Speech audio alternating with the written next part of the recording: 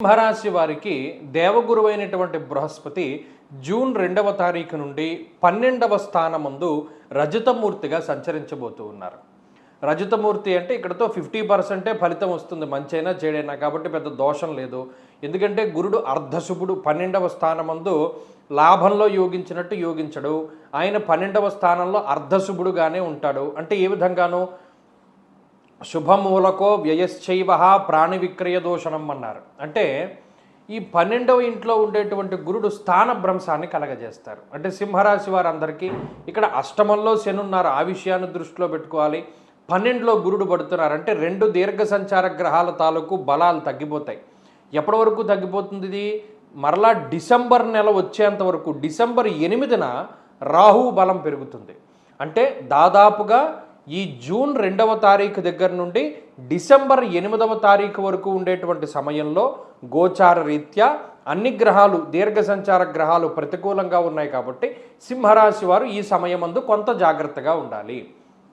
ఏ విధంగానూ 12లో గురుడు ఉండడం, అష్టమంలో శనేశ్వరుడు ఉండడం వల్ల నానా కార్య విరోధ స్యాత్ అన్నారు. అంటే ఖర్చు ఎక్కువగా ఉంటుంది, ఏ పని కూడా ముందుకు సాగదు, బద్ధకం పెరిగేలా చేస్తారు, దేహం పెరిగిపోతూ ఉంటుంది. ఇక్కడ ప్రధానమైనటువంటి విషయం ఏంటి అంటే శరీరం బరువు పెరుగుతూ ఉండడము, బరువు పెరగడం ద్వారా వచ్చేటువంటి దీర్ఘకాలిక అనారోగ్య సమస్యలతోటి బాధపడుతూ ఉండడము, బద్ధకం అధికంగా ఉండడము, పనులు వాయిదా వేసుకుంటూ ఉండడము, చురుకుదనం లేకపోతూ ఉండడము, అలాగే ఏ పని కూడా అంత ఫాస్ట్ ఫార్వర్డ్గా ముందుకు సాగకపోవడం లాంటి విషయాలన్నీ కూడా ఈ 12లో గురుడు ఉండడం వల్ల మనం చూడగలుగుతాము.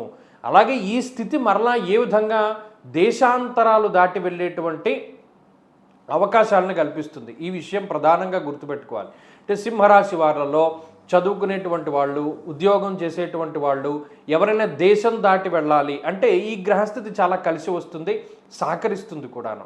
అలాగే ఇప్పటికే దేశం దాటి బయట ఉన్నటువంటి సింహరాశి వారు ఎవరైతే ఉంటారో వారికి కూడా ఈ గ్రహస్థితి చాలా వరకు కలిసి వస్తుంది. అక్కడ స్థిరమైనటువంటి పరిస్థితులు ఏర్పడడానికి కూడా అవకాశాన్ని కల్పిస్తుంది. అయితే ఈ గురుని యొక్క మార్పు ద్వారా శుభమూలకంగా ధనాన్ని ఖర్చు పెట్టేటువంటి పరిస్థితులు వస్తాయి. ఏదైనా పుణ్య కార్యక్రమాలకో, పుణ్యనది స్నానాలకో, తీర్థయాత్రలకో, లేదా ఏదైనా యజ్ఞయాగాది క్రతువులకనో దేనికైనా సరే ధనాన్ని ఖర్చు పెట్టేటువంటి పరిస్థితులు ఎక్కువగా ఉంటాయి. ఇంకోలా చెప్పుకోవాలి అంటే గతంలో వచ్చినటువంటి ఆదాయం రాదు. అంటే గతంలో 2 చేతుల్లో 3 చేతులతో సంపాదించుకుంటూ ఉండేటువంటి పరిస్థితుల్లో ఈసారి ఆదాయం కొంత తక్కువగా ఉండడానికి అవకాశం ఉంటుంది.